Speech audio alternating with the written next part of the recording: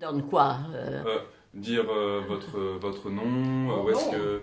Madeleine Delove, épouse veuve de Jules Overbeek. Mhm.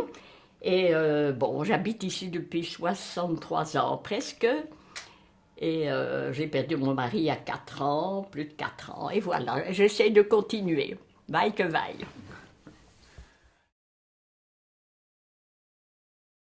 J'ai jamais fait de théâtre, mais j'ai commencé donc au Théâtre des Galeries. Ma tante y était, oui, enfin, peu importe, ma tante y était administrateur et voilà. Et puis c'est là que j'ai rencontré mon mari d'ailleurs. Il n'a pas fait d'études, hein, mon mari. Il n'a pas fait, il a à peine terminé ses moyennes. Il a commencé à travailler et son tout premier métier, tenez-vous bien, ça a été lapidaire. Il avait vu dans le journal une petite annonce, dans les petites annonces, un tel demande lapidaire. Il ne savait même pas ce que ça voulait dire. Il est allé voir au dictionnaire, lapidaire, tailleur de pierres précieuses. Et il est allé se présenter et il a été engagé. Et il a appris à polir des pierres, mais ça n'a pas duré très longtemps. Qu'est-ce qui l'a poussé à s'occuper de la culture particulièrement? Le hasard, le hasard. Mon mari était tout jeune, il aimait traîner depuis le début, je vous parle des années 37-38, traînait, est venu en Belgique à ce moment-là, et il avait bien travaillé à l'école, et sa mère, qu'il aimait beaucoup, lui a offert une place au premier rang à l'Alhambra, au théâtre Alhambra, qui n'existe plus, il n'y a plus rien qui existe de tout ça. Et alors là, il a fait connaissance de traîner en allant demander un autographe à la sortie. Et puis, les choses se sont faites. Et à l'époque des attachés de presse, ça n'existait pas. Ça n'existait pas. C'est vraiment lui, je ne l'invente pas, ça a été dit dans des articles. Mon mari a vraiment presque inventé cette idée, ce métier, c'est pas un métier. Il faut avoir le feeling, il faut être gentil, il faut être disponible, il faut être intelligent aussi, et presque prévoir ce que les artistes ont envie ou pas envie, et surtout les faire mousser, c'est ça. Mais oui, mais oui, mais oui. Monsieur Huysmans, directeur du théâtre de la Monnaie, a demandé à mon époux de s'occuper de la presse, attaché de presse du théâtre de la Monnaie. Il y est entré en 1959 et il y est resté jusque 2001. Mais en dehors de ça, il s'est occupé du même travail à l'ancienne Belgique, vaudeville, galerie, beaux-arts, par moments, selon les spectacles qu'on y présentait. Et voilà, on était toujours dans le spectacle. Et moi, je suivais partout. Moi, je n'étais rien du tout, enfin. Mais j'avais la chance d'aller au spectacle. Et j'ai vu, entre autres, et ça c'est un de mes meilleurs souvenirs à l'ancienne Belgique, Marlène Dietrich. Je ne sais pas si vous n'avez certainement pas connu Marlène Dietrich. C'était une gloire monsieur la connaît probablement. Quand cette femme est arrivée, oh là là, on avait l'impression. Vous connaissez l'ancienne Belgique? Oui. Oui, mais ça a fort changé maintenant, je crois. Est-ce qu'on est encore assis dans la salle? Je ne crois pas. Hein. Dans le temps, c'était une salle, une brasserie. C'était une grande brasserie. Il y avait une scène, il y avait un orchestre. Et dans la salle, c'était des tables. Et on était assis à des tables et on consommait. Hein, on commandait en début de soirée et on consommait. Et là, bon, on a eu toutes les vedettes françaises qui ont défilé, mais Piaf, Brel, Bécaud, Trenet. Et alors, chaque semaine, le spectacle changeait. Et quand on nous a annoncé Madame Marlène Dietrich, là, je dois dire qu'on était un petit peu ahuris. Et je vous dis, c'était tellement magique qu'on avait l'impression qu'on était à Las Vegas. Cette femme extraordinaire, cousue dans sa robe, avec des spots, avec un pianiste formidable. Magnifique, magnifique. Voilà, entre autres, hein, ça c'était mon meilleur souvenir de l'ancienne Belgique. Je suis heureux, j'ai tout et j'ai rien, je chante sur mon chemin. Les elfes, divinités de la nuit, les elfes couchent dans mon lit. La lune se faufile à pas de loup dans le bois. toi pour danser avec nous. Monsieur Eichmann, en 59, quand il est arrivé au Théâtre de la Monnaie, enfin, il a fait appel à Béjart, qui commençait en France, il avait déjà une compagnie à Paris, mais bon, et alors il l'a invité à Bruxelles. Et à Bruxelles, c'est grâce à Julot, à mon mari, qu'il est devenu le... Hein? Évidemment, il était génial, formidable, extraordinaire. Si c'était n'importe qui n'avait pas de talent, ça n'aurait pas marché, mais il est tellement extraordinaire. Mais c'est Julot qui l'a... Et comment il a fait pour... Eh bien, par des conférences de presse, par des communiqués à la presse, par des tas de... Donc c'est lui qui a organisé ça pour... Oui, il était l'attaché de presse du Théâtre de la Monnaie, comme je vous ai dit, de 59 à 2001. Donc Béjart étaient très copains avec lui, très proches de lui, et ils s'aimaient beaucoup, enfin. D'accord. Nous sommes dans le passé.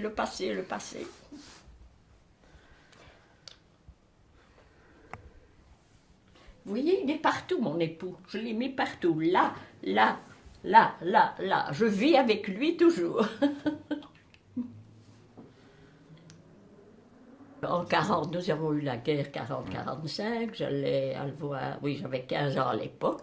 J'étais encore à l'école. Hein, j'ai terminé la moyenne et puis 1 an de spécialisation. Et puis je suis allée travailler. J'ai commencé à travailler à 16 ans, presque 17 ans. Et j'étais au Théâtre des Galeries. J'aurais pu commencer dans un atelier, une usine, c'est vrai. Je suis bien contente d'avoir travaillé là. Et puis, ça m'a permis de le rencontrer, voilà. Et puis, il a été déporté en Allemagne, mon mari.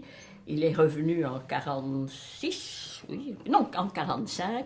Et puis, nous avons continué gentiment à nous voir. D'abord, très simplement, gentil. Et puis, voilà. Et en Allemagne, il a été soudeur de capsules de bombes, tenez-vous bien. Donc en Allemagne, il était dans un camp de travail et il était Il a été pris d'office, il a été d'abord à la prison de Malines, on l'a envoyé en Allemagne, il était au-dessus de Berlin, à un endroit qui s'appelle Eberswalde. C'est très vraiment au-delà de l'Oder, c'est presque en Pologne. Et quand en Allemagne, le rideau est tombé, moi j'ai demandé à aller avec lui là-bas pour voir l'endroit où il avait quand même passé 15 mois de sa vie, et on a retrouvé un village que moi je ne connais pas, c'est une toute petite ville, et alors là il y avait un endroit, une usine où on fabriquait, non pas des bombes, mais où pour qu'une bombe éclate, il faut souder le nez, et c'est lui qui devait faire ça. Il a donc appris à souder en Allemagne. D'accord, donc... Et il ne pouvait pas sortir du camp, mais comme il était quand même malin et qu'il savait se débrouiller, il allait avec ses compagnons, pas toujours, mais quand il pouvait s'arranger, il allait jusque Berlin, et là, il allait visiter la ville. Il est même allé voir des spectacles au Tiergarten, qui était la grande salle des variétés berlinoises. Je me demande si ça existe encore. Et voilà. Mais il fallait éviter les contrôles et les argousins allemands. Hein. Et je lui écrivais des lettres qu'il a gardées et que j'ai encore toujours. Vous vous rendez compte, ce sont des lettres qui ont 70 ans. C'est toujours des papiers précieux. Et moi, évidemment, sa maman et d'autres amis lui écrivaient des choses plus personnelles. Hein. Je suis triste, il fait froid, on n'a pas à manger, je suis malheureuse parce que tu n'es pas là, des choses comme ça. Et moi, je lui parlais du théâtre et ça l'intéressait beaucoup et ça le distrayait beaucoup. Et voilà. J'ai donc bien fait de lui écrire, vous voyez. Ça, c'est quoi? Un manège. Chouette, c'est la foire. Ou le travail à la chaîne, le moulin à chaîne, voilà. Oh là là. Bougies, des fleurs et un cœur. Toujours des mots d'amour.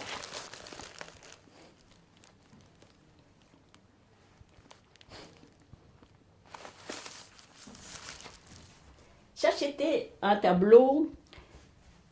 J'entraînais est né pendant la guerre, il est né en 1913. Il était il habitait le sud de la France, Narbonne, oui. Il y a eu la guerre 14 et après, pendant la guerre, sa mère a d'abord été infirmière et elle soignait les blessés. Et il lui est arrivé de soigner un blessé allemand qui a fait ça et qui est devenu plus tard son ami. Elle a quitté son mari, elle est partie à Berlin pour rejoindre cet artiste-là. Là. Donc, et quand nous sommes, un peu avant notre mariage, nous sommes allés lui dire bonjour à la mère de Charles Trenet et elle nous a offert ça en cadeau de mariage.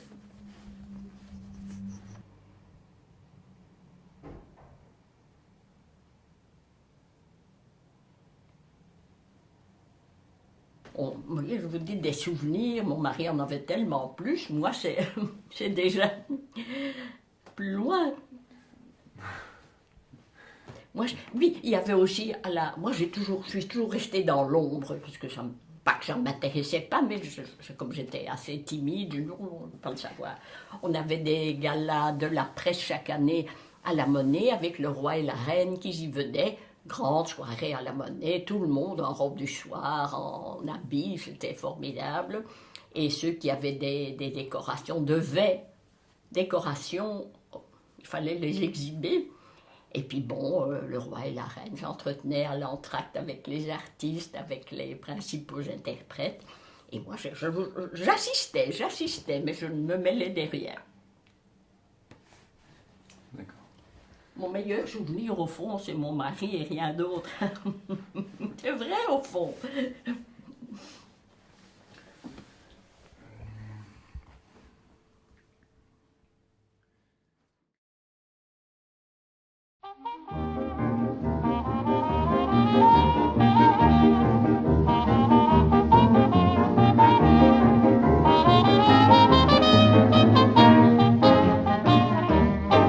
Il y a de la joie, bonjour, bonjour les hirondelles, il y a de la joie, dans le ciel par-dessus le toit, il y a de la joie, et du soleil dans les ruelles, il y a de la joie, partout il y a de la joie.